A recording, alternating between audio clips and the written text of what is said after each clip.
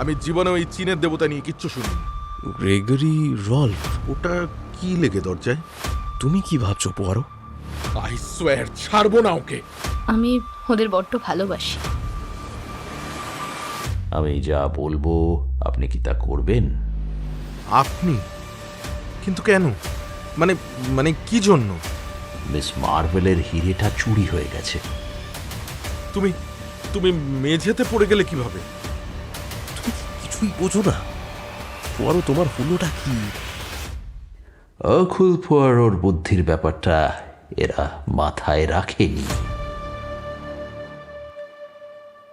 আজ আপনারা শুনছেন রহস্য সম্রাজ্ঞী আগাথা ক্রিস্টির অমর সৃষ্টি গোয়েন্দা এরকুল পোয়ারোর সিরিজের গল্প রহস্যে ঘেরা পশ্চিমের তারা। মূল কাহিনীর নাম the adventure of the western star. এটি প্রথম প্রকাশিত হয় 11 এপ্রিল 1923 সালে দ্য স্কেচ পত্রিকার 1576 নম্বর সংখ্যায়। গল্পটির বাংলা অনুবাদ করেছেন প্রখ্যাত অনুবাদক রিজু গাঙ্গুলি, আর গল্পটির অডিও রূপান্তর করেছেন অনিমেষ প্রামাণিক। বাংলা অনুবাদ গল্পটি বিভা পাবলিকেশন থেকে প্রকাশিত বিভা এরকুল পোয়ারোর প্রথম খণ্ড বইটির অন্তর্ভুক্ত। এরকুল পোয়ারোর চরিত্রে অভিনয় করছেন ইন্দ্রনীল ভাদুরী। গল্পের সূত্রধার এবং হেস্টিংসের চরিত্রে কৌশিক। শুরু হচ্ছে আজকের গল্প রহস্যে ঘেরা পশ্চিমের তারা।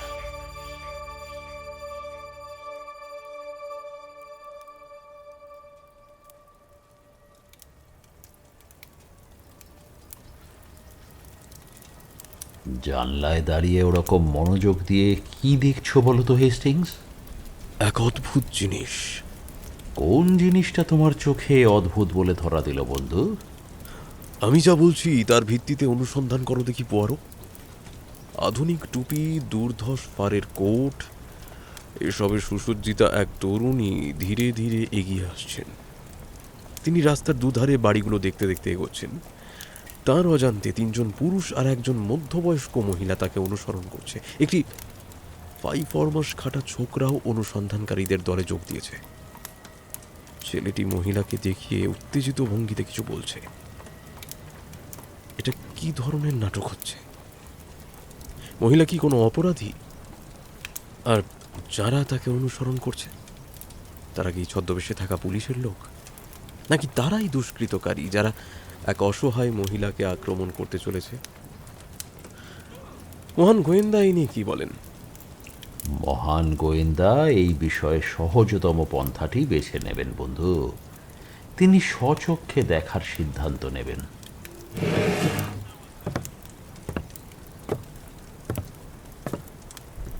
কই সরো দেখি।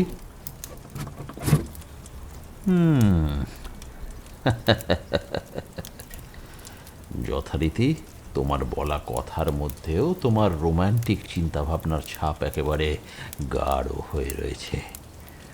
মহিলা হলেন মিস মেরি মার্ভেল, চলচ্চিত্রাভিনেত্রী, আর তার অনুসরণকারীরা হলো তার ভক্তকুল, যারা তাকে চিনে ফেলেছে। আর হ্যাঁ, উনি এই কথাটি খুব ভালোভাবেই জানেন বন্ধু। সবই বোঝা গেল, কিন্তু তুমি এর জন্য বিশেষ কোনো কৃতিত্ব দাবি করতে পারবে না পোয়ারো। শেষ অবধি সবটাই নির্ভর করছিল মহিলাকে চিনে ফেলার উপরেই।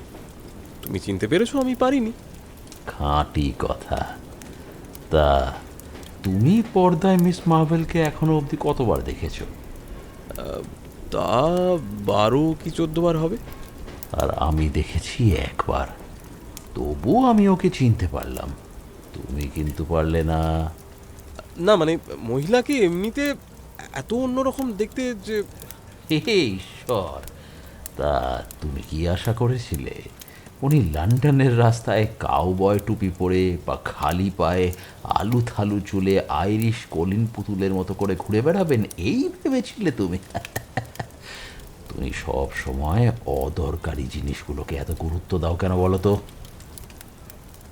যাই হোক, এই নিয়ে আর ভেবো না বন্ধু। সবার পক্ষে আরকিউল পোয়ারো হওয়া সম্ভব নয়। নিজের সম্বন্ধে তোমার ধারণাটা এত উঁচু কেন পোয়ারো? এমনটি আর কারোর মধ্যে দেখিনি। কি আর করা, একমেবা দ্বিতীয় মানুষ নিজের সম্বন্ধে জানতে বাধ্য হয়। তাছাড়া অন্যরাও তেমনটি ভাবেন। এমনকি যদি আমি ভুল না করি, মিস মার্ভেলও। কি? আমি নিশ্চিত উনি এখানেই আসছেন। এটা কি করে বুঝলে? খুব সহজে। এই রাস্তাটা খুব একটা অভিজাত গোছের নয়। নাম করা ডাক্তার, নাম করা টুপি বা পোশাক বিক্রেতা এসব কিছুই নেই এই রাস্তায়। কিন্তু একজন নাম করা গোয়েন্দা এখানে থাকেন বই কি। হ্যাঁ বন্ধু, সে তুমি মানো বা না মানো, এই মুহূর্তে আমি হচ্ছি শহরের সবচেয়ে ফ্যাশনেবল গোয়েন্দা। লোকে একে অপরকে বলে, আপনার সোনার পেন্সিল বাক্সটা হারিয়ে গেছে বুঝি? আপনি ওই বেঁটে বেলজিয়ানটির কাছে যান, ভদ্রলোক একেবারে দুর্ধর্ষ গোয়েন্দা। আরে সবাই তো ওর কাছেই যাচ্ছে এখন। ব্যাস, দলে দলে মানুষ তাদের যত রাজ্যের মামুলি আর বোকা বোকা সমস্যা নিয়ে আমার কাছে হাজির হয়। আসছি। কি বললাম তোমায়? ওই এলেন মিস মার্ভেল।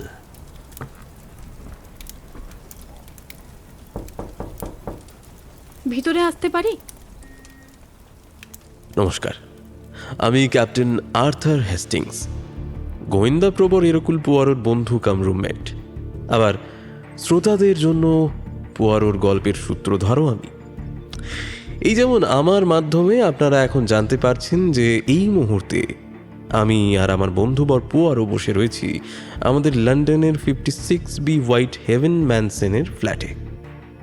আর আমাদের সামনে রয়েছেন এই সময়ের সবচেয়ে জনপ্রিয় অভিনেত্রীদের অন্যতম মেরি মার্ভেল। তন্নি চেহারা আর দারুণ ফর্সা রং। উনি অতি সম্প্রতি নিজের স্বামী গ্রেগরি বি রলফের সঙ্গে ইংল্যান্ডে এসেছেন। রলফ নিজেও একজন অভিনেতা। বছরখানেক আগে আমেরিকাতেই দুজনের বিয়ে হয়েছিল। দুজনেই এই প্রথম ইংল্যান্ডে এসে বিপুল অভ্যর্থনা পেয়েছিলেন।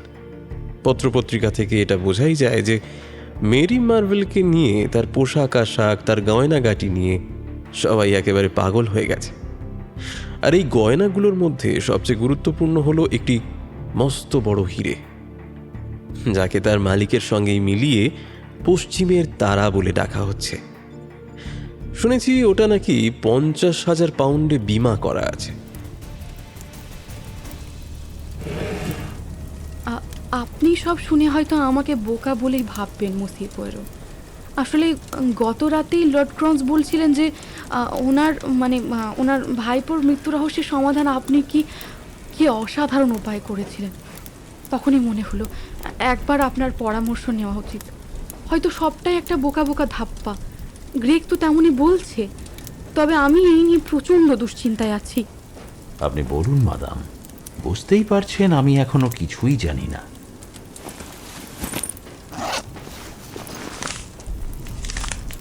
এই যে এই চিঠিগুলো, সস্তা কাগজের এনভেলপ, নাম আর ঠিকানা খুব সাবধানে বড় হাতের লেখায় লেখা রয়েছে। এবার ভেতরের জিনিসটা দেখা যাক।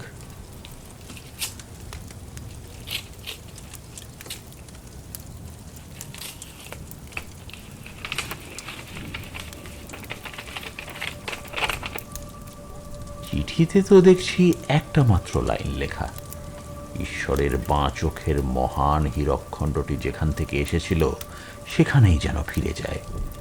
খামের মতো এই ক্ষেত্রেও খুব সাবধানে বড় হাতের লেখা ব্যবহার করা হয়েছে। এই যে এই দুটো, এই দ্বিতীয় আর তৃতীয় চিঠি। দ্বিতীয় চিঠিতে একেবারে প্রথমটির মতোই, তবে তৃতীয় চিঠির ভাব ও ভাষা ছিল অন্যরকম।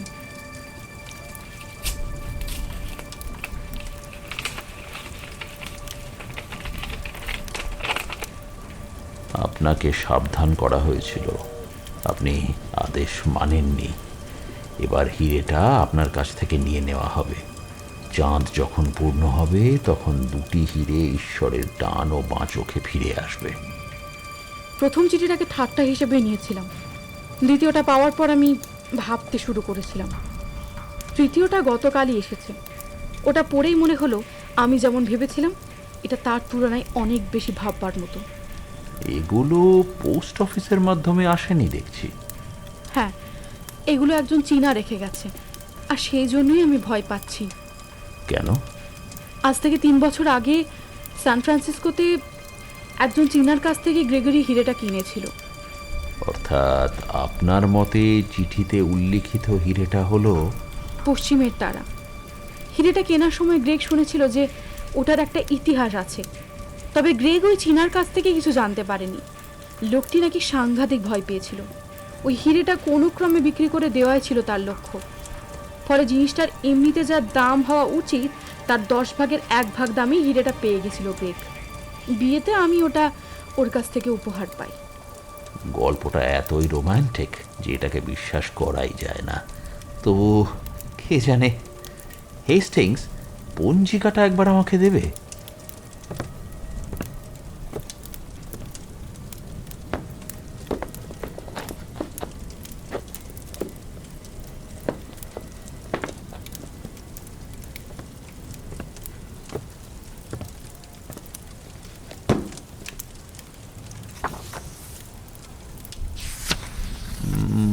পূর্ণিমা যেন কবে? এই তো পরের শুক্রবার, মানে আমাদের হাতে 3 দিন আছে। তাহলে মাদাম, আপনি আমার পরামর্শ চেয়ে এসেছেন, আমি পরামর্শই দিচ্ছি। এই গল্পটা সত্যিই একটা ধাপ্পা হতে পারে, আবার নাও হতে পারে। তাই আমি বলবো আগামী শুক্রবার অবধি আপনার ওই হিরেটা আমার কাছে থাকুক। তারপর আমরা দেখব কি করা যায়। অসম্ভব, এটা করতে পারবো না। জিনিসটা এই মুহূর্তে আপনার কাছেই আছে, তাই না? হ্যাঁ, দেখাচ্ছি।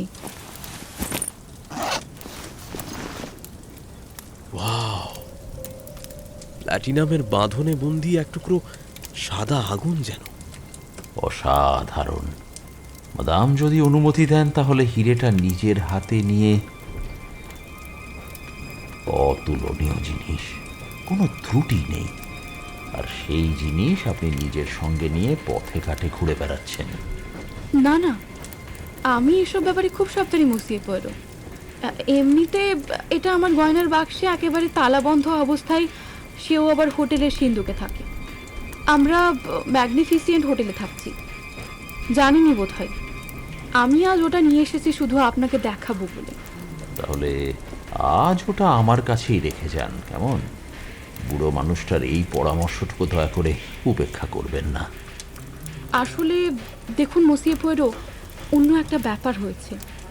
আগামী শুক্রবার আমরা ইয়ারলি চেজে যাচ্ছি, লর্ড আর লেডি ইয়ারলির সঙ্গে কটা দিন কাটাবো বলে। আপনাকে একটা গোপনীয় কথাও বলে রাখি, আমরা লর্ড ইয়ারলির সঙ্গে একটা চুক্তি করতে চলেছি। সব ঠিকঠাক চললে আমরা ওর ওই পারিবারিক প্রাসাদে একটা সিনেমা শুটিং করব। ইয়ার্ডলি চেজে? ওটা তো ইংল্যান্ডের অন্যতম দ্রষ্টব্য স্থান। হ্যাঁ, একেবারে সামন্ততান্ত্রিক দুর্গগোছের জিনিস ওটা। তবে ভদ্রলোক বড্ড বেশি টাকা চাইছেন। শেষ অবধি চুক্তিটা হবে কিনা তাও জানি না। তবে গ্রেগ আর আমি দুজনেই আনন্দের সঙ্গে পেশাদারি ব্যাপারটাও মাথায় রাখি, তাই। কিন্তু আমার কথাগুলো বোকা বোকা শোনালে দয়া করে মাফ করবেন মাদাম। হিরেটা সঙ্গে না নিয়েও কিন্তু আপনি ইয়ারলি চেজে যেতে পারেন, তাই না? আমি ওটা পরেই ওখানে যাব। আচ্ছা, ইয়ার্ডলিদের পারিবারিক সংগ্রহেও তো বেশ কিছু মূল্যবান মণিরত্ন আছে, তাই না? তার মধ্যে বোধহয় একটা বড় হিরেও আছে। ঠিক তাই। তাহলে এই হলো ব্যাপার। তাহলে আপনি ইতিমধ্যেই লেডি ইয়ার্ডলিকে চেনেন, নাকি আপনার স্বামী তাকে চেনেন? 3 বছর আগে ক্যালিফোর্নিয়াতে থাকার সময় আমার স্বামী গ্রেগের সঙ্গে ওর আলাপ হয়েছিল। আচ্ছা, আপনারা কেউ সোসাইটি গসিপ পত্রিকা পড়েন? ওই মাঝে মাঝে। আমি আসলে এই জন্য বলছি, আসলে এই সপ্তাহে হতে বিশ্বের নামকরা নানা মণিরত্ন নিয়ে একটা লেখা বেরিয়েছে। লেখাটা সত্যিই ভারী অদ্ভুত। দাঁড়ান, আমি সঙ্গে এনেছি। পত্রিকাটার একটা অংশ আপনাদের পড়ে শোনাই।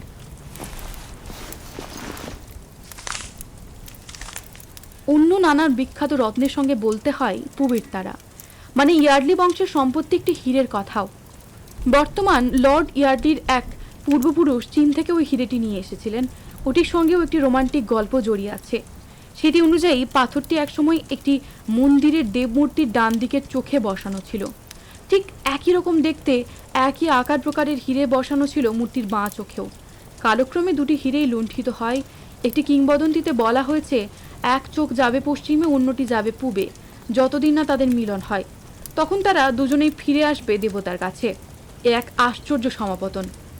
যে মুহূর্তে ঠিক ওই রকমই আর একটি হীরের কথা জানা গেছে, সেটির নাম পশ্চিমের তারা। বিখ্যাত অভিনেত্রী মিস মেরি মার্ভেলের সম্পত্তি হলো সেই হীরেটি। দুটির মধ্যে তুলনা করা গেলে দারুণ ব্যাপার হতো, এ কথা বলাই বাহুল্য। অবিশ্বাস্য। নিঃসন্দেহে প্রথম শ্রেণীর রোম্যান্স। আপনি কি এই নিয়ে ভয় পাচ্ছেন মাদাম? এই ধরনের কুসংস্কার কি আপনার মনে আতঙ্কের জন্ম দিচ্ছে? আপনি নিশ্চয়ই ভাবছেন যে এই দুই যমজ হিরে একে অপরের কাছে এলেই এক চীনা পথ চিনে চিনে সেখানে হাজির হবে, আর তারপরেই দুটো হিরে সোজা পৌঁছে যাবে চীনে। লেডি ইয়ার্ডলির কাছে যে হিরেটা আছে, সেটা আমার হীরের ধারে কাছেও আসবে বলে মনে হয় না। তবু স্বচক্ষে সেটাকে দেখি, তারপর বুঝবো।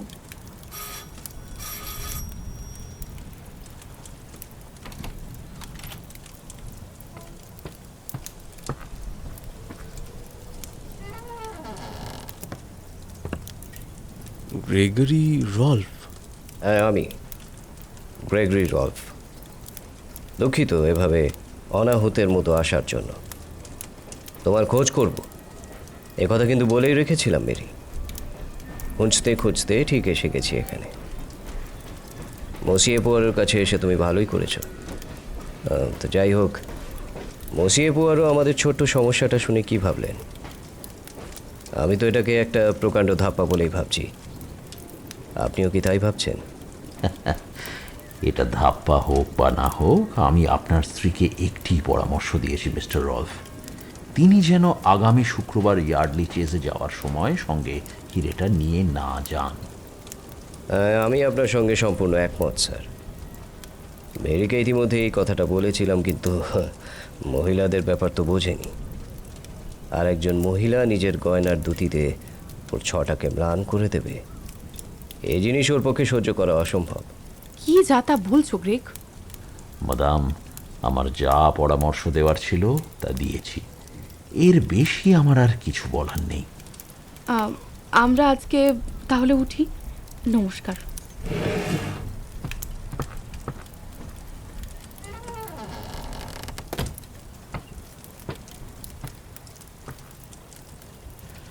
তাহলে হেস্টিংস, এইবার ব্যাপারটা বোঝা গেল।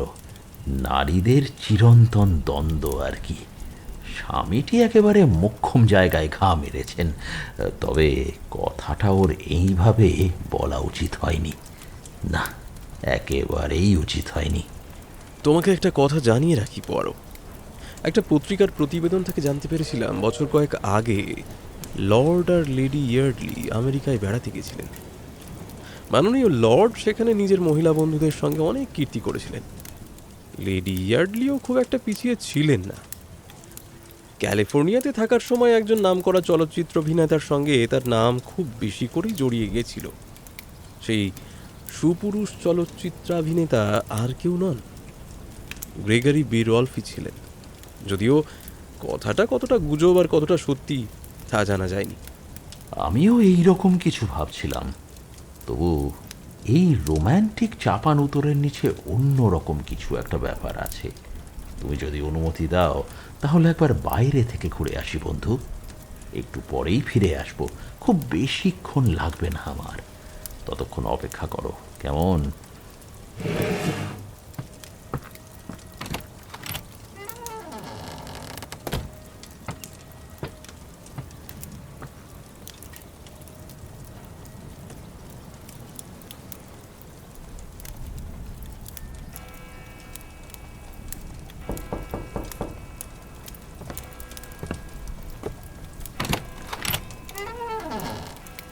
মিস্টার হেস্টিংস কি ঘুমোচ্ছিলেন?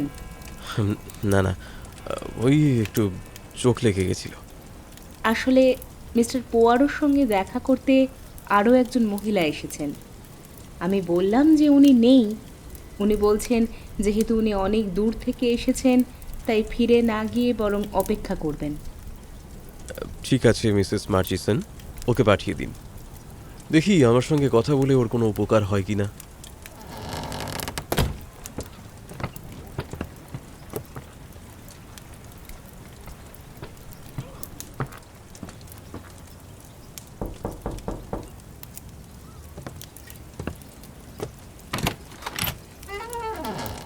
আরে আমার কি সৌভাগ্য!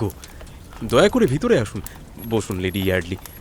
পোয়ারও একটু বেরিয়েছে, তবে সে কিছুক্ষণের মধ্যেই ফিরে আসবে। আমার বুকের ভেতরটা ধুকপুক করে উঠেছিল হঠাৎই। পত্রপত্রিকায় লেডি ইয়ার্ডলির ছবি অনেকবার দেখলেও কাছ থেকে দেখা এই প্রথম। সকালে যাকে দেখেছি তার তুলনায় ইনি একেবারেই অন্য ধাতুতে গড়া। দীর্ঘাঙ্গী, গায়ের রং চাপা, উজ্জ্বল চোখ, অথচ মুখের মধ্যে একটা অদ্ভুত অপূর্ণ স্বপ্ন বা আশা। সব মিলিয়ে একেবারেই অন্যরকম সুন্দরী ইনি। এই মুহূর্তে কেন যেন মনে হলো সুযোগ যখন এসেছে তখন সেটাকে কাজে লাগাই। পুয়ারোর উপস্থিতিতে আমার একটা সমস্যা হয়। মনে হয় আমি যেন কিছুই জানি না, কিছুই বুঝি না, অথচ আমি জানি চেষ্টা করলে অনুসন্ধানের কাজটা আমিও পারি। তাহলে এখন একবার চেষ্টা করতে ক্ষতি কি?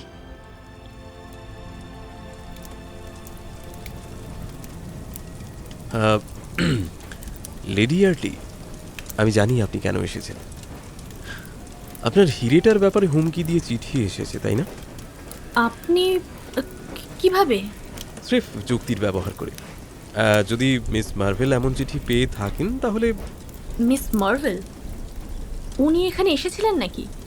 এসেছিলেন বই কি, এই তো কিছুক্ষণ আগেই গেলেন উনি। তো যা বলছিলাম, যদি দুটো হীরের একটির মালিক এক ঝাঁক রহস্যময় চিঠি পেয়ে থাকেন তাহলে অন্য হীরেটির মালিক মানে আপনি যে অমনি কিছু পাবেন, এ আর আশ্চর্য কি? দেখতেই পাচ্ছেন কত সহজে এগুলো বোঝা যায়। তাহলে আমার ধারণাটা ঠিকই ছিল, আপনিও ওই রকমই চিঠি পেয়েছেন তাহলে। না, মানে ঠিক কি বলি, মানে হ্যাঁ। আচ্ছা, আপনার চিঠিগুলো কি কোনো চীনা লোক হাতে করে নিয়ে এসেছিল? না, আমার চিঠিগুলো পোস্ট অফিসের মাধ্যমে এসেছিল। কিন্তু আমাকে একটা কথা বলুন, মিস মার্ভেলও তাহলে একই অভিজ্ঞতার মধ্যে দিয়ে গেছেন? লেডি ইয়ার্ডলিকে কেমন যেন দোনো মনো লাগছিল। সম্ভবত আমাকে কতটা বিশ্বাস করা যায় বুঝে উঠতে পারছিলেন না। আমি মিস মার্ভেলের থেকে যা যা শুনেছিলাম সেগুলো ওকে বললাম। খুব মন দিয়ে কথাগুলো শুনলেন মহিলা। সবটাই তো মিলে যাচ্ছে দেখছি। আমি যে চিঠিগুলো পেয়েছি সেগুলো ওর চিঠির কপিই বলা চলে। এটা ঠিক যে চিঠিগুলো পোস্টে এসেছিল, তবে ওগুলোর গায়ে একটা অদ্ভুত গন্ধ আছে, অনেকটা ধূপকাঠির মতো, যা শোকা মাত্র আমার প্রাচ্যের কথা মনে হয়েছিল। কিন্তু এর অর্থ কি? হ্যাঁ, সেটাই তো আমাদের বের করতে হবে। আপনার সঙ্গে কি চিঠিগুলো আছে? তাহলে পোস্টমার্কা দেখে আমরা হয়তো কিছু জানতে পারবো। আমি চিঠিগুলো নষ্ট করে ফেলেছি। আসলে প্রথম যখন ওগুলো পেয়েছিলাম তখন সবটাই একটা বিশ্রী রসিকতা বলে মনে হয়েছিল, কিন্তু পরে দুশ্চিন্তা হচ্ছিল বলেই মসিও পরোর কাছে এসেছিলাম। কিন্তু এর অর্থ কি? সত্যি কি চীন থেকে আসা এক বা একাধিক ব্যক্তি হিরেগুলো উদ্ধার করার চেষ্টা করেছে? এ তো বিশ্বাস করাই কঠিন। বিশ্বাস করা কঠিন ঠিকই, কিন্তু কোনো কিছুকেই সম্ভাবনার বাইরে রাখা যাচ্ছে না। অনেকটা দেরি হয়ে গেছে, আমি আর অপেক্ষা করতে পারছি না। তার দরকারও বোধহয় নেই। আশা করি আপনি মসিও পোয়ারোকে এগুলো বুঝিয়ে বলতে পারবেন, মিস্টার। Captain Hastings. আরে হ্যাঁ, আমি ভুলেই গেছিলাম, আপনি তো ক্যাভেন্ডিশদের বন্ধু, তাই না? মেরি ক্যাভেন্ডিশই আমাকে মসিও পোয়ারোর সঙ্গে দেখা করতে বলেছিলেন। বন্ধুবর ফিরে এলে তাকে বেশ রসিয়ে রসিয়ে সবটা বললাম। যা ভেবেছিলাম তাই হলো। তার অবর্তমানে আমি যে কথাবার্তা চালিয়েছি সেটা পোয়ারোর মোটেও পছন্দ হয়নি বলে মনে হলো। আমাকে প্রশ্নে প্রশ্নে একেবারে জেরবার করে এসে জেনে নিল লেডি ইয়ার্ডলির সঙ্গে আমার কথোপকথনটা ঠিক কেমন হয়েছিল। মাঝে মাঝে মনে হয় পোয়ারো কি আমাকে হিংসে করে, না হলে আমার বুদ্ধিশুদ্ধি নিয়ে ক্রমাগত মন্তব্য করা, তারপর এই রকম আচরণ, এসবের কারণ কি হতে পারে? তবে আপাতত আমার কথাবার্তায় কোনো ফাঁক ফোকর খুঁজে না পেয়ে সে বেশ মুষড়ে পড়েছে বলে মনে হলো। আমিও আর এই নিয়ে বেশি কথা বাড়ালাম না। বন্ধুটিকে আমিও বেশ স্নেহ করি। বেশ, কুয়াশাটা ক্রমেই ঘন হয়ে উঠছে। আচ্ছা, ওই ওপরের তাকে রাখা বংশলতিকাটা আমাকে একবার দেবে?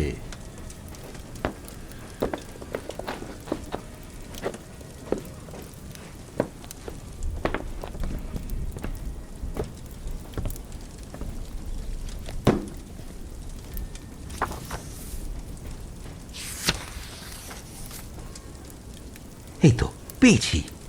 ইয়ার্ডলি 10ম ভাইকাউন্ট, আফ্রিকার যুদ্ধে অংশ নিয়েছিলেন। না, তেমন কাজের কথা তো কিছু পাচ্ছি না।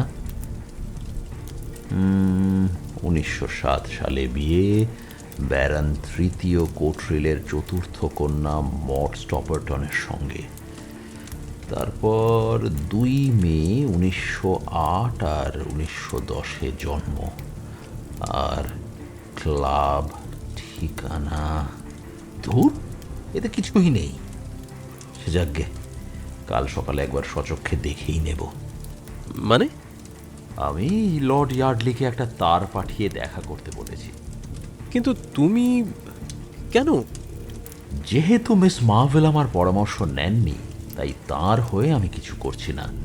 তবে আমি নিজের তৃপ্তির জন্যই অনুসন্ধান চালাচ্ছি। আরে বাবা, আর্কিউল পোয়ারোর আত্মতৃপ্তির মূল্যও কিছু কম নয়। তাই এই বিশেষ কেসে আমাকে থাকতেই হবে। আত্মতৃপ্তির খাতিরে তুমি ভদ্রলোকের সঙ্গে দেখা করতে চেয়ে একেবারে তার পাঠিয়ে দিলে? উনি কিন্তু এতে মোটেও খুশি হবেন বলে মনে হয় না। ঠিক উল্টোটা। বরং আমি যদি ওর পারিবারিক সম্পত্তি, মানে ওই হিরেটা বাঁচাতে পারি, উনি আমার প্রতি অত্যন্ত কৃতজ্ঞ হবেন।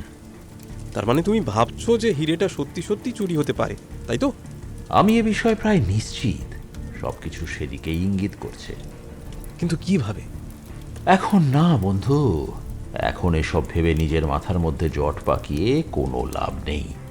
তার বদলে বইটা তুমি যেভাবে রেখেছো সেটা দেখো একবার। সবচেয়ে লম্বা বইগুলো থাকে সবচেয়ে উপরের তাকে, তার তুলনায় খাটো বইগুলো যায় তার নিচের তাকে। এইভাবে বই সাজানো হলে তাতে একটা সুচারু বিন্যাস থাকে, একটা পদ্ধতির প্রভাব থাকে। তোমাকে আমি কতবার বলেছি। রেখে দিচ্ছি বাবা, রেখে দিচ্ছি।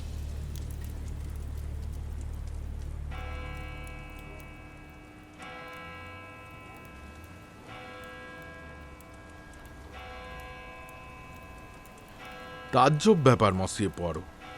এর মাথা মুন্ডু আমি কিছুই বুঝে উঠতে পারছি না। যদিও বুদ্ধিশুদ্ধি আমার একটু কমের দিকেই, এমনই রটনা। তা শুনলাম আমার স্ত্রী নাকি বেশ অদ্ভুত ধরনের কিছু চিঠি পেয়েছেন। মিস মার্ভেলও নাকি ওরকম চিঠি পেয়েছেন। এর মানে কি? প্রথমত, এত কম সময়ের নোটিসে এখানে আসার জন্য লর্ড ইয়ার্ডলিকে জানাই অনেক ধন্যবাদ। সবচেয়ে আগে মাই লর্ড, সোসাইটি গসিপের এই বিশেষ লেখাটা একবার পড়ে বলুন তো, এখানে যা বলা হয়েছে সেগুলো কি সত্যি?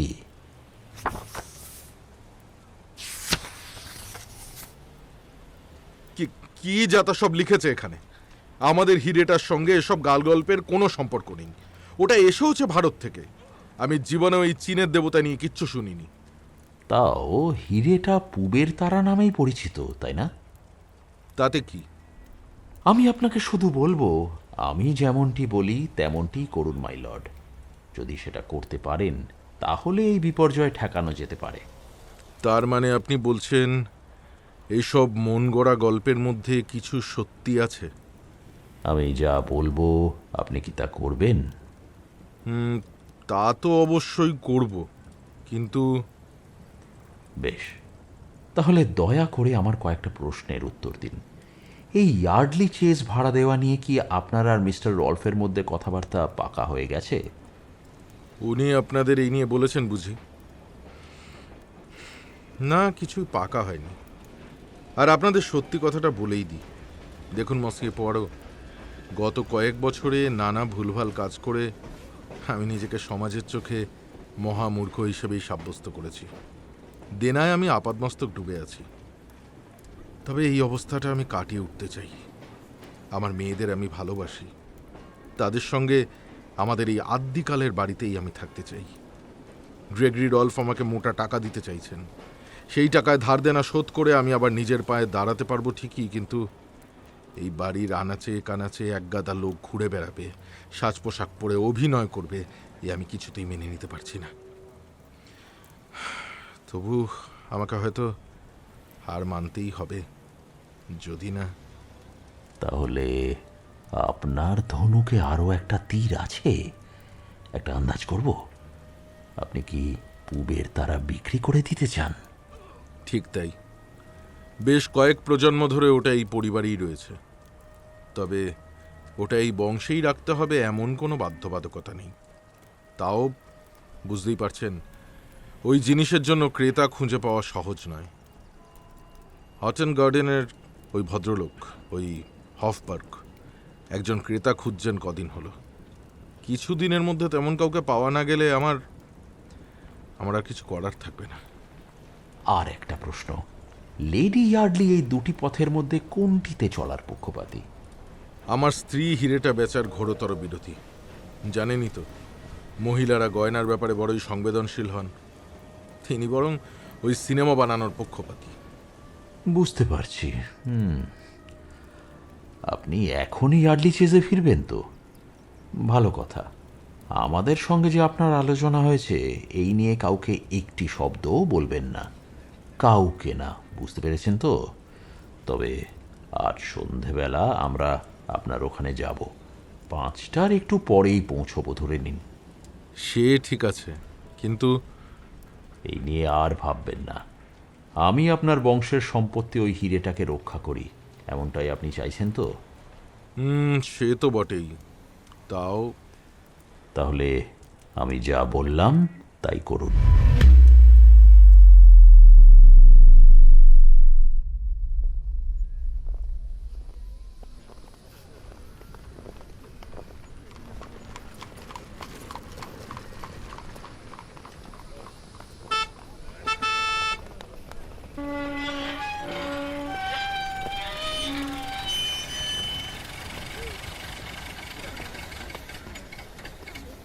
আমরা যখন ইয়ার্ডলির চেজে পৌঁছলাম তখন 5:30 বাজে। এক সম্ভ্রান্ত চেহারার বাটলার আমাদের স্বাগত জানালো। একটা পুরনো প্যানেল বসানো হলঘরে ফায়ার প্লেসে আগুন জ্বলছিল, সেখানেই আমাদের নিয়ে যাওয়া হলো। ঘরে লেডি ইয়ার্ডলি তার 2 মেয়েকে নিয়ে বসেছিলেন। হাসি আর আদরে ভরা ওই পরিবেশে একেবারে বেমানান ভঙ্গিতে আমরা দুজন উদয় হলাম। লেডি ইয়ার্ডলি দারুণ চমকে উঠে আমাদের দিকে তাকালেন। কিছুটা অনিশ্চিত ভঙ্গিতে তার স্বামী ভিতর থেকে বেরিয়ে এলেন। তার চোখ দেখে বোঝাই যাচ্ছিল মানুষটি পোয়ারোর কাছ থেকে নির্দেশ পাওয়ার জন্য অপেক্ষা করছেন। পোয়ারো এমন অবস্থার জন্য একেবারে তৈরি হয়েই এসেছিল।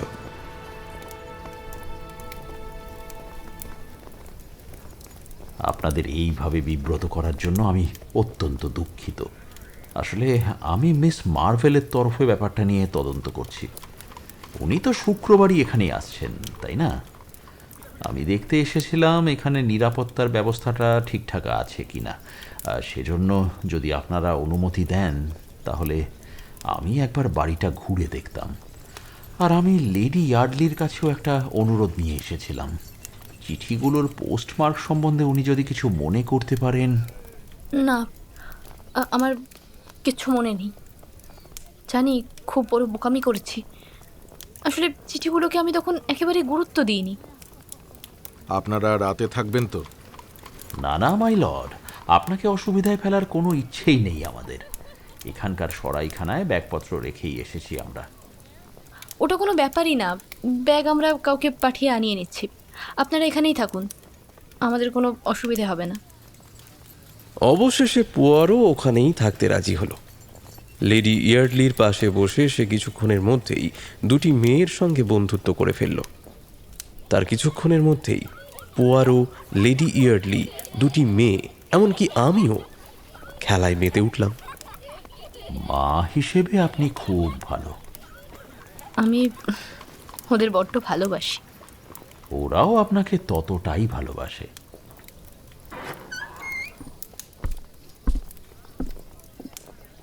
আপনার নামে একটা টেলিগ্রাম এসেছে, মাই লর্ড।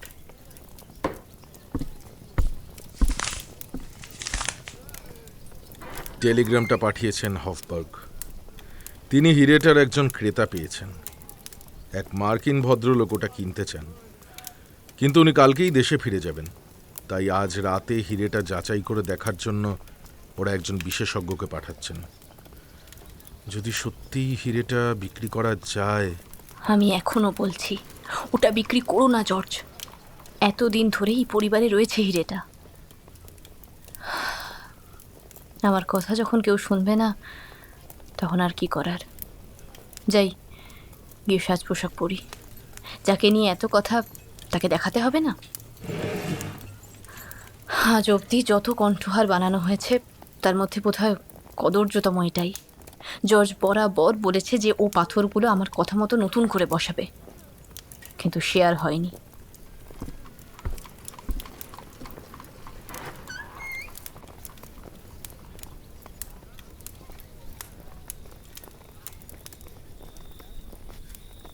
আধ ঘন্টা পর আমরা তিনজন মস্ত বড় বসার ঘরে বসে লেডি ইয়ার্ডলির জন্য অপেক্ষা করছিলাম।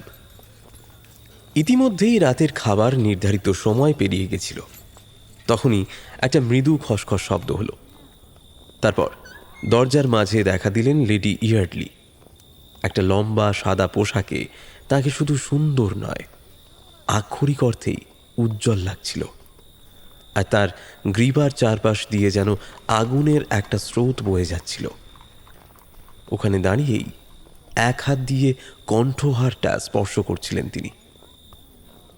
হাসি মুখে এগিয়ে আসছেন লেডি ইয়ার্ডলি। মনে হলো কিছুক্ষণ আগের মন খারাপ ভাবটা তিনি কাটিয়ে উঠতে পেরেছেন। উৎসর্গীকৃতকে দেখে নিন। দাঁড়ান, আগে বড় আলোটা জ্বালাই। তারপর আপনারা দুচোখ ভরে ইংল্যান্ডের সব থেকে কদর্য কণ্ঠহারটিকে আর তার মধ্যমণি হিরেটিকে দেখবেন। কেমন?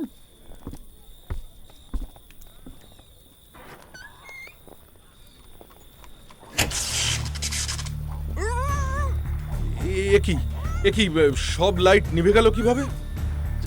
এ তো পুরো অন্ধকার হয়ে গেল। পোয়ারো, তুমি ঠিক আছো তো? বাঁচাও! চোর! আমার হিরে! হে ভগবান, এ তো মডের গলা। কি হয়েছে? তুমি তুমি মেঝেতে পড়ে গেলে কিভাবে? ওই ওই চিনা লোকটা পাশে দরজায়। আই সোয়ার, ছাড়বো না ওকে। লেডি ইয়ার্ডলি, কি হয়েছে আপনার? আপনি ঠিক আছেন তো? আবার সেই চীনা লোক এখানেও। বসার ঘরের দরজা থেকে বেরিয়ে বাইরের দেওয়ালে ছিল আলোর সুইচগুলো। তাই লেডি ইয়ার্ডলির সঙ্গে ঠিক কি ঘটেছিল আমরা বুঝতে পারিনি প্রথমে। লর্ড ইয়ার্ডলি আবার আলোর সুইচ জ্বালাতে দেখতে পেলাম লেডি ইয়ার্ডলি যেদিকে ইঙ্গিত করছেন সেদিকে দেওয়ালের এক কোণে একটা ছোট্ট দরজা। ঘটনাস্থল থেকে জায়গাটার দূরত্ব 10-12 গজের বেশি হবে না। ওখানে পৌঁছেই আমি চেঁচিয়ে উঠলাম। চৌকাঠের ঠিক সামনেই ঝলমলে হারটা পড়েছিল। মনে হলো চোর বোধহয় ভয়ে বা তাড়াহুড়োতে জিনিসটা ফেলে যেতে বাধ্য হয়েছে। কিন্তু ওটা তুলে নিয়েই আমি আর লর্ড ইয়ার্লি হাহাকার করে উঠলাম। হারের ঠিক মাঝখানে একটা মস্ত বড় ফাঁক দেখা যাচ্ছিল, অর্থাৎ পূবের তারা হারিয়ে গেছে।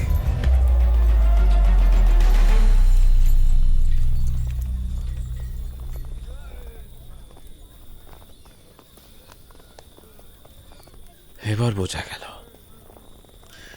এরা কোনো সাধারণ চোর ডাকাত নয়। যে জিনিসটার খোঁজে ওরা এসেছিল শুধু সেটাই নিয়ে গেছে। কিন্তু লোকটা ঢুকলো কিভাবে? এই দরজা দিয়েই হবে। এটা তো সব সময় তালাবন্ধ থাকে। হুম, এখন তালাবন্ধ নেই। দেখুন, ওটা কি লেগে দরজায়? সিল্কের একটা টুকরো। বেশ সুন্দর সুতোর কাজ করা রয়েছে দেখছি। কারো পোশাকের অংশ হতে পারে এটা। হ্যাঁ, চীনারা আলখাল্লার মতো যে ঢিলে কাপড় পরে সেই রকমই একটা টুকরো। তাড়াহুড়ো করে বেরোতে গিয়ে কাপড়টা দরজায় ফেঁসে গেছিল মনে হচ্ছে। বলছিলাম একবার কি বাইরে গিয়ে খোঁজাখুঁজি করা উচিত আমাদের? এই ঘন অন্ধকারে বিশেষ সুবিধেই করা যাবে বলে মনে হয় না। হয়নি, বরং লেডি ইয়ার্ডলি কেমন আছেন সেটাই দেখি।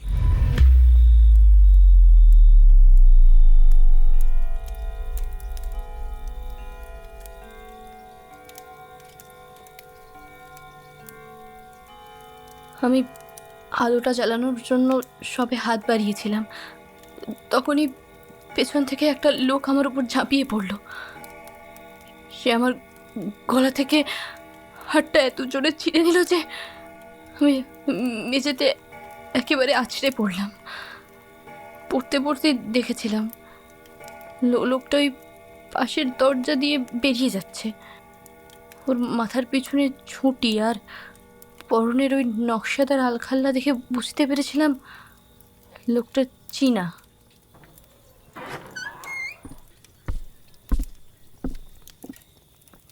মাই লর্ড, মিস্টার হফবার্গের কাছ থেকে একজন ভদ্রলোক এসেছেন। উনি বলছেন আপনি নাকি ওর আসার অপেক্ষাতেই রয়েছেন।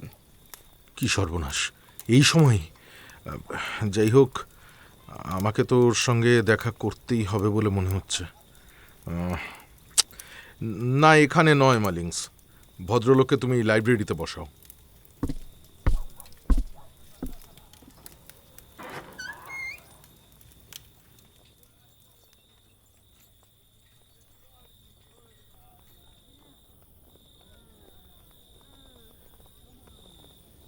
ভায়া, এবার মানে লন্ডন ফিরে যাওয়াই উচিত হবে, তাই না? তোমার তাই মনে হচ্ছে হেস্টিংস? কেন বলো তো? ব্যাপার হলো, ঘটনাক্রম ঠিক তুমি যেমন ভেবেছিলে তেমন হয়নি, তাই না?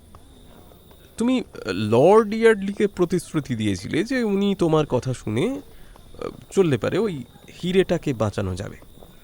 তারপর হিরেটা একেবারে তোমার নাকের ডগা থেকে চুরি হয়ে গেল। ঠিকই বলেছ, কি আর করার। এই মামলাটা ঠিক আমার সাফল্য বলে দাবি করা যাবে না। তাহলে সব কিছুই যখন একেবারে গুবলেট হয়েই গেছে, তখন চুপচাপ সরে পড়াটাই সম্মানজনক হবে। এই কথা মানবে তো? কিন্তু রাতের খাবার, আমাদের জন্য লর্ড ইয়ার্ডলির রাঁধুনি এত যত্ন নিয়ে যা কিছু রান্না করেছে সেগুলোর কি হবে? নিকুচি করেছে রাতের খাবারের। কি সাংঘাতিক! এদেশে তোমরা খাবারের মতো একটা রাজস্বিক জিনিসকে এত তুচ্ছ তাচ্ছিল্য করো কেন? আমাদের যত তাড়াতাড়ি সম্ভব লন্ডনে ফেরার আরও একটা কারণ আছে। সেটা কি? অন্য হিরেটা, মিস মার্ভেলের কাছে যেটা আছে। হ্যাঁ, কিন্তু তাতে কি হয়েছে? তুমি কি কিছুই বোঝো না? পরও তোমার হলোটা কি? আরে, ওরা একটা হিরে পেয়ে গেছে, এবার ওরা অন্যটা পেতে চেষ্টা করবেই। তাই তো, তোমার মস্তিষ্কের ক্ষমতা সত্যি আশ্চর্য স্তরে পৌঁছে গেছে বন্ধু। সত্যিই তো, ব্যাপারটা আমার মাথাতেই আসেনি। তবে ওই নিয়ে ভাবতে হবে না। পূর্ণিমা তো শুক্রবার, তার এখনো অনেক দেরি আছে। আমি বিরক্তভাবে মাথা ঝাঁকালাম। এই পূর্ণিমার তত্ত্বটা আমার মোটেও হজম হচ্ছিল না। তবে পুয়ারও শেষ অবধি আমার কথাই শুনল। লর্ড ইয়ার্ডলির জন্য একটা ছোট্ট নোট লিখে আর ক্ষমা চেয়ে আমরা তখনই লন্ডনের উদ্দেশ্যে রওনা দিলাম। ইচ্ছে ছিল তখনই ম্যাগনিফিসিয়েন্ট হোটেলে গিয়ে সরেজমিনে সব দেখে আসি আর মিস মার্ভেলকে জানাই ইয়ার্ডলি চেজে কি ঘটেছে। পুয়ারও কিন্তু এক্ষেত্রে একেবারে অনড় হয়ে আপত্তি জানালো। তার বক্তব্য, এই খবর সকালে দিলেই হবে। বাধ্য হয়ে রাজি হলাম। সকাল হলেও পুয়ারও কিন্তু নড়াচড়া করার বিশেষ আগ্রহ দেখালো না। আশঙ্কা হচ্ছিল কাজের গোড়াতেই একটা গলদ করে ফেলে বন্ধুবর এখন মামলাটা নিয়ে এগোতেই চাইছে না। আমার চাপাচাপিতে সে বলল যে ইয়ার্ডলি চেজের খবর ইতিমধ্যে খবরের কাগজে ছাপা হয়েছে, সবার কাছে পৌঁছেও গেছে, ফলে আমরা ওদের যা বলতে পারি তার সবটাই রল্ফ দম্পতি জেনে ফেলেছেন। বাধ্য হয়ে সায় দিতে হলো। তবে পরবর্তী ঘটনাক্রম থেকে দেখা গেল আমার আশঙ্কাই সত্যি ছিল। 2টো নাগাদ ফোন বাজলো।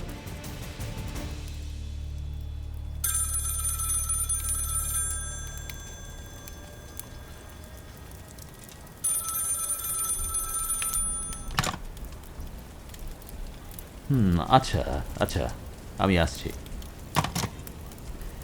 কি আর বলবো বন্ধু, মিস মার্ভেলের হিরেটা চুরি হয়ে গেছে। তাহলে ওই চাঁদ যখন পূর্ণ হবে তত্ত্বের কি হবে? কখন হলো চুরিটা? আজ সকালে যা বুঝলাম। তুমি যদি একবার আমার কথা শুনতে পোয়ারও দেখলে তো আমি আমি ঠিকই ভেবেছিলাম। তাই তো মনে হচ্ছে বন্ধু, তবে যা মনে হয় সব সময় কি আর সেটা সত্যি হয়?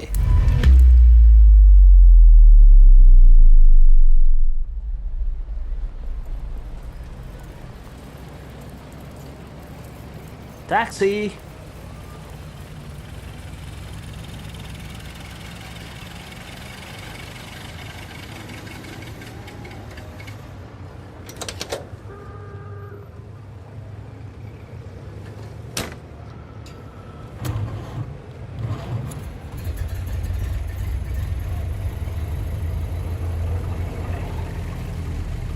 ওই চাঁদের পূর্ণ হওয়ার কথাটা খুব চালাকির সঙ্গে বলা হয়েছিল। তার ফলেই আমরা সবাই ওই শুক্রবার কিছু হতে পারে বলে ভেবেছিলাম। তার আগে আমরা অতটা সতর্ক থাকি। তুমিও এই ব্যাপারটা বুঝতে পারোনি, এটাই দুঃখের বিষয়। সেই একজনের পক্ষে তো আর সব কিছু ভাবা সম্ভব নয়। ব্যর্থতা জিনিসটাকে যে কি পরিমাণ অপছন্দ করো তুমি, তা আমি বেশ ভালো মতোই জানি। তবে এ নিয়ে মন খারাপ করো না বন্ধু, পরের বার নিশ্চয়ই এমন হবে না।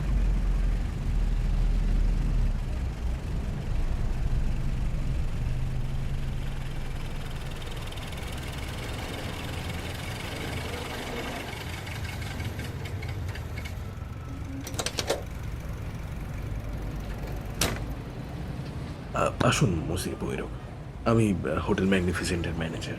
মিস্টার রলফ আর বাকি সকলে আমার অফিস রুমেই বসে আছেন। স্কটল্যান্ড ইয়ার্ড থেকেও 2জন অফিসারও এসেছেন।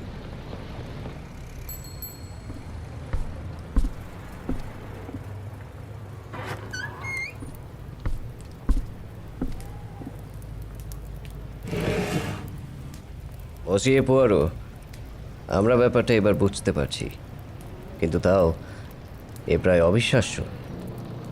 লোকটার স্নায়ুর কথা ভাবলে স্তম্ভিত হতে হয়। পুরো ব্যাপারটা যদি প্রথম থেকে বলেন। ওই ধরুন 11টা বেজে 15 মিনিট নাগাদ আমি হোটেল থেকে একটু বেরিয়েছিলাম। ঠিক 11টা 30 মিনিটে এক ভদ্রলোক হোটেলে ঢোকেন। পোশাক আর চেহারার দিক দিয়ে আমার সঙ্গে তার সাদৃশ্য এতটাই ছিল যে হোটেলে কেউই তাকে অন্যরকম কিছু ভাবেনি। তিনি হোটেলের সিন্দুক থেকে গয়নার বাক্সটা চেয়ে নেওয়ার পর রসিদে সইও করে দেন। তারপর তিনি নিজেই কর্মচারীকে বলেন তার রোজকার সইয়ের থেকে এটা একটু অন্যরকম দেখাচ্ছে। আসলে ট্যাক্সি থেকে বেরোতে গিয়ে হাতে চোট পেয়ে এই অবস্থা হয়েছে তার। তাতে হোটেলের কর্মচারীটি হেসে বলেছিলেন সে খুব সামান্যই পার্থক্য দেখতে পাচ্ছে। তাতে আবার সেই ছদ্মবেশী মিস্টার রলফ তাকে বলেছিলেন, পরে আবার আমাকে চোরটা ভেবে নিও না। কোনো এক চীনার কাছ থেকে হুমকির চিঠি পাচ্ছি আমরা। তার উপর আমার মধ্যেই একটা চীনা ভাব আছে এই চোখের জায়গাটায়। আমি তখন হোটেলের ডিউটিতে ছিলাম স্যার। আসলে স্যার প্রথমে অতটা খেয়াল করিনি, পরে ভদ্রলোকের কথায় ওনার দিকে তাকিয়ে দেখলাম, তৎক্ষণাৎ বুঝতে পারলাম উনি কি বলতে চাইছেন। ওই ভদ্রলোকের চোখের কোণাগুলো একটু উপরের দিকে উঠেছিল, প্রাচ্যের লোকেদের যেমন হয় আর কি। এর আগে কখনো ব্যাপারটা সেরকমভাবে লক্ষ্য করিনি। যত সব। তা এখন কি ব্যাপারটা লক্ষ্য করতে পারছেন? না স্যার, আমি তেমন কিছু দেখছি না এখন। আপনার দু চোখের কোথাও প্রাচ্যের চিহ্ন মাত্র নেই। দুঃসাহসী লোক দেখছি। ভেবেছিল যে ওই চোখ জোড়া লোকের নজরে পড়ে যেতে পারে, তাই নিজে থেকেই ও সব বলে নিশ্চিত করেছে যাতে কারোর মনে সন্দেহ না হয়। লোকটা নিশ্চয়ই হোটেলের ওপর নজর রেখেছিল। আপনি বেরোতেই নিজে ঢুকে কাজ সেরে নিয়েছে। আচ্ছা, গয়নার বাক্সটার কি হলো? ওটা হোটেলের একটা করিডোরে পাওয়া গেছে। বাকি সব আছে, শুধু একটাই জিনিস উধাও হয়েছে, পশ্চিমের তারা। বিশেষ কিছুই করতে পারলাম না এই যাত্রা। ভালো কথা, মিস মার্ভেলের সঙ্গে কি দেখা করা যাবে? মানসিক আঘাত পেয়ে শয্যাশায়ী হয়ে পড়েছে বেচারি। ও, তাহলে আপনার সঙ্গে একান্তে কয়েকটা কথা বলতে পারি? হ্যাঁ, অবশ্যই।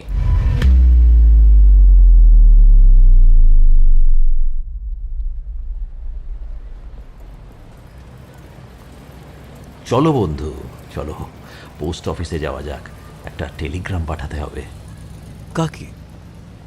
লর্ড ইয়ার্ডলিকে। টেলিগ্রাম লর্ড ইয়ার্ডলিকে? চলো চলো, আমি জানি এই পুরো ব্যাপারটা নিয়ে তুমি কি ভাবছো। আমি এবার মোটেও কিছু করে দেখাতে পারিনি। সেই তুলনায় তুমি যেখানেই সুযোগ পেয়েছো নিজের দক্ষতার প্রমাণ রেখেছো, সব মেনে নিচ্ছি।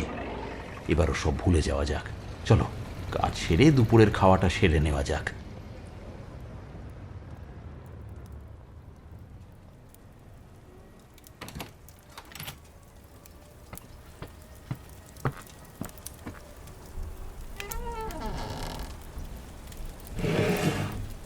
ও মাই লর্ড ইয়ার্ডলি,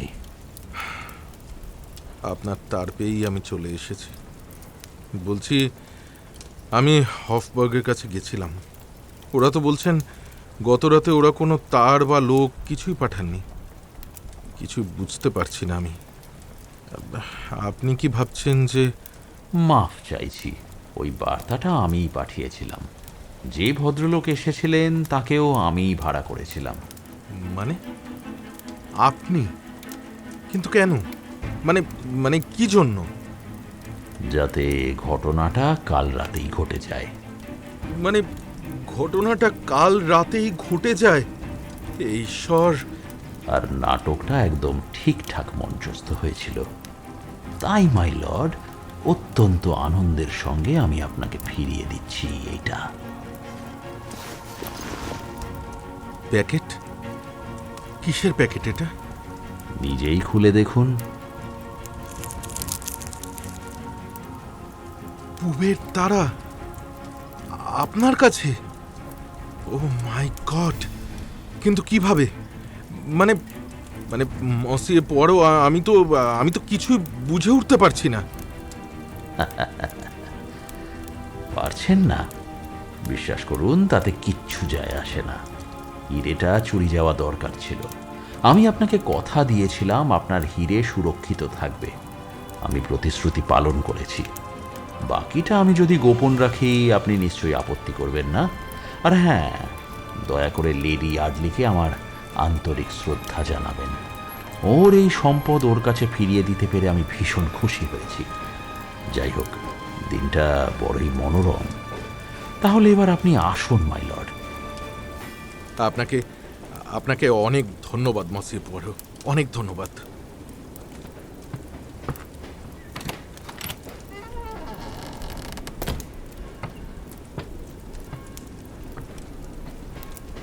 তাহলে তার সব ভালো যার শেষ ভালো। পোয়ারো, আমার বুদ্ধি কি সত্যি স্বাভাবিকের চেয়েও কম? না বন্ধু, তবে তোমার মাথাটা সবসময় কুয়াশাবৃত অবস্থায় থাকে, এই আর কি। তুমি হিরেটা কোত্থেকে পেলে? মিস্টার রলফের কাছ থেকে। Gregory Rolf? আজ্ঞে হ্যাঁ, ওই হুমকি দেওয়া চিঠি, জনৈক চীনা, সোসাইটি গসিপ পত্রিকায় ওই লেখাটা, এগুলো সবই মিস্টার রলফের উর্বর মস্তিষ্কের ফসল। হুবহু একরকম দুটো হিরে।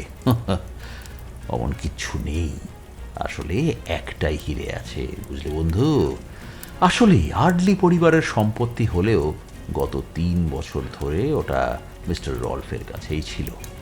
আজ সকালে উনি নিজের চোখের দুকোণে মেকআপ লাগিয়ে নকল রল্ফ সেজে হিরেটা চুরি করেছিলেন। না, ওর এক একটা সিনেমা আমাকে দেখতেই হচ্ছে। ভদ্রলোক সত্যিই বড় শিল্পী। কিন্তু উনি নিজের হিরে চুরি করবেন কেন? তার অনেক কারণ আছে। সবচেয়ে বড় কারণ, লেডি ইয়ার্ডলি অস্থির হয়ে উঠেছিলেন। লেডি ইয়ার্ডলি? ব্যাপারটা বোঝার চেষ্টা করো হেস্টিংস।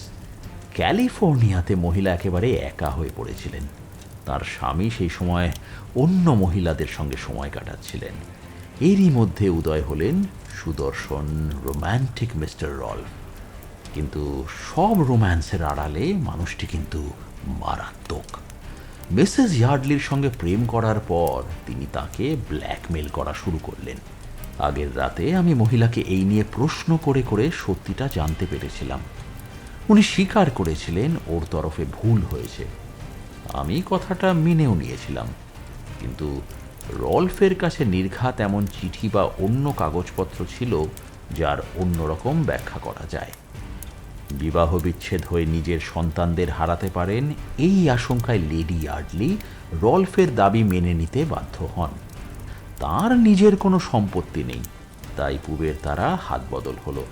তার বদলে একটা নকল হিরে বসানো হয় ওই হারে। এমন কিছু আমার প্রথমেই মনে হয়েছিল। ইয়ার্ডলিদের ক্যালিফোর্নিয়া ভ্রমণের পরেই পশ্চিমের তারা উদয় হলো। এটা শুধু সমাপতন হতেই পারে না। তা সব ভালোভাবেই চলছিল, এমনকি লর্ড ইয়ার্ডলি নিজের আচার আচরণ সংশোধন করে থিতু হতে চাইলেন। কিন্তু তারপরেই দেখা দিল আসল বিপদ। হিরেটা বিক্রির কথা উঠল। সেক্ষেত্রে ওটা যে বদল হয়ে গেছে আর লেডি ইয়ার্ডলির হারে যে একটা নকল হিরে বসানো আছে, এটা ধরা পড়তই। গ্রেগরি রল্ফ তখন সবে লন্ডনে এসেছেন। লেডি ইয়ার্ডলি মরিয়া হয়ে তার সঙ্গে যোগাযোগ করে সমস্যার কথাটা জানান। রল্ফ তাকে শান্ত করে একটা দুর্ধর্ষ পরিকল্পনা করেন। তিনি নকল পুবের তারা চুরি করে মহিলাকে আশ্বস্ত করবেন যাতে তিনি তার স্বামীকে সব বলে না দেন, আর অন্যদিকে তিনি আসল পশ্চিমের তারা চুরির জন্য বিমার 50,000 পাউন্ড পাবেন। কি ওই ব্যাপারটা ভুলেই গেছিলে, তাই না? আর সবচেয়ে বড় ব্যাপার, হিরেটা তার কাছেই থেকে যাবে। এই অবস্থায় আমি পরিকল্পনাটার মধ্যে ঢুকে পড়লাম। ফলে হিরে যাচাই করতে আসা একজনের কথা সেই রাতেই ঘোষিত হলো, আর যা ভেবেছিলাম তাই হলো। লেডি ইয়ার্ডলি ঝটপট হিরে ডাকাতির আয়োজন করে ফেললেন। নাটকটা তিনিও ভালোই সাজিয়েছিলেন। তবে কিউল পয়েরো তো শুধু কাজের জিনিসগুলো দেখে, তাই আমি বুঝে ফেললাম ঠিক কি হয়েছিল গত রাতে। মহিলা আলো নেভালেন, দরজা বন্ধ করলেন, গলা থেকে হাড়টা টেনে খুলে ওই দরজাটার কাছে ছুঁড়ে ফেললেন। তারপর আর্তনাদ করে মাটিতে পড়ে গেলেন। হাড় থেকে হিরেটা তিনি আগেই খুলে ফেলেছিলেন।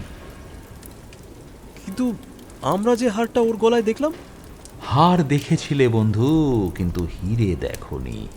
ওই জায়গাটা উনি হাত দিয়ে ঢেকে রেখেছিলেন, আর দরজায় আগে থেকেই সিল্কের একটা টুকরো ফেলে রাখা তো কোনো ব্যাপারই ছিল না। যাই হোক, কাগজে এই ডাকাতির খবর পাওয়া মাত্র রল্ফ বুঝলেন এবার তাঁর পালা। তখন তিনিও চমৎকার একটা কমেডির আয়োজন করে ফেললেন। তুমি ওকে কি বললে? আমি বললাম লেডি ইয়ার্ডলি তার স্বামীকে সব জানিয়ে দিয়েছেন।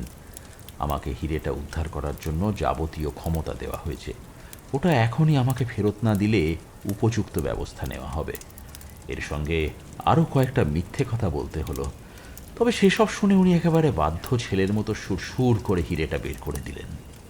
যাই বলো পোয়ারো, এটা কিন্তু মিস মার্ভেলের পক্ষে বড়ই বেদনাদায়ক ব্যাপার হলো।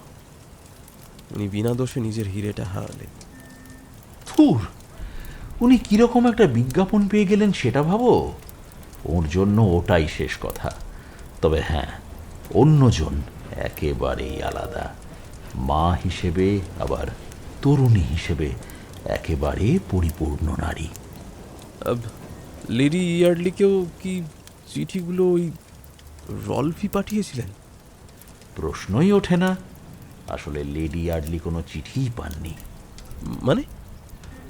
মহিলা তার এক পূর্ব পরিচিতের থেকে খবর পেয়ে আমার কাছে পরামর্শ চাইতে এসেছিলেন, যাতে তার এই উভয় সংকট থেকে কোনো পরিত্রাণ পাওয়া যায়।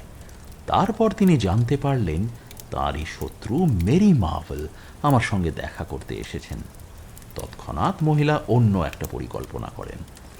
তোমাকে কয়েকটা প্রশ্ন করেই বুঝতে পেরেছিলাম চিঠির কথা, তারপর মিস মার্ভেলের সমস্যা, এগুলো তুমিই ওকে বলেছিলে। উনি শুধু তার সুযোগ নিয়ে নিজের মতো করে চিঠির গপ্প ফেঁদেছিলেন। আমি বিশ্বাসই করি না।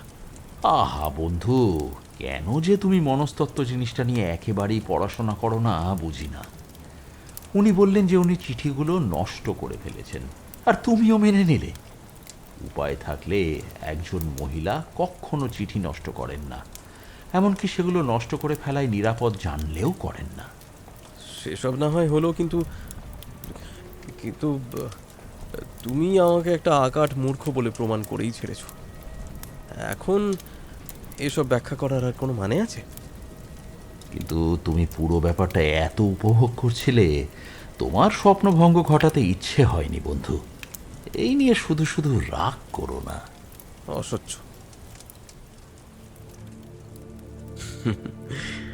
বন্ধুবরের এরকম নির্মম রসিকতা করার স্বভাব আমার একেবারেই পছন্দ নয়, কিন্তু কি আর করার। আমার মেজাজ তখন সপ্তমে। রেগে মেগে আমি দরজাটা দড়াম করে খুলে সেইভাবেই বন্ধ করে বেরিয়ে গেলাম। পুয়ারও এবার আমাকে একেবারে হাসির খোরাক বানিয়ে ছেড়েছে। শুধু তাই নয়, সে আমাকে বোকামি করতে রীতিমতো উৎসাহ দিয়েছে। বন্ধুটিকে কিঞ্চিত শিক্ষা দিতেই হচ্ছে এবার। এই জিনিস চট করে ক্ষমা করা একদম উচিত হবে না। আর হ্যাঁ, প্রিয় শ্রোতা বন্ধুরা, আজকে তবে এত দূরই থাক। সূত্রধারের বিদায় পর্ব আসন্ন, তবে এই এপিসোডের জন্য। আবার দেখা হবে, কথা হবে এরকুল পোয়ারোর নতুন রহস্য অভিযান নিয়ে অন্য কোনো এপিসোডে।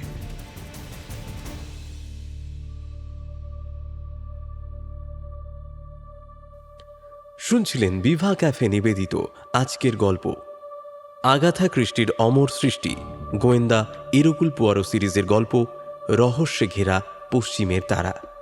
মূল কাহিনীর নাম the adventure of the western star.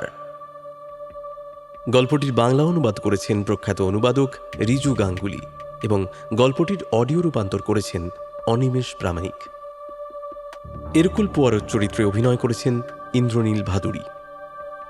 গল্পের সূত্রধার এবং হেস্টিংস চরিত্রে কৌশিক। অন্যান্য চরিত্রে অভিনয় করেছেন কাব্যশ্রী, শুভদীপ্ত, বর্ণিশা, অভিষেক দেবরায়, মৌটুসী মিত্র ও হ্যাপি। গল্পটি ভালো লেগে থাকলে শেয়ার করতে পারেন আপনাদের পরিচিত মহলে এবং জানাতে পারেন কেমন লাগলো এই গল্পটি। অবশ্যই পরবর্তী গল্প নিয়ে ফিরছি খুব শীঘ্রই। ততদিন ভালো থাকুন এবং শুনতে থাকুন বিভা ক্যাফে, গল্প শোনার সঠিক ঠিকানা।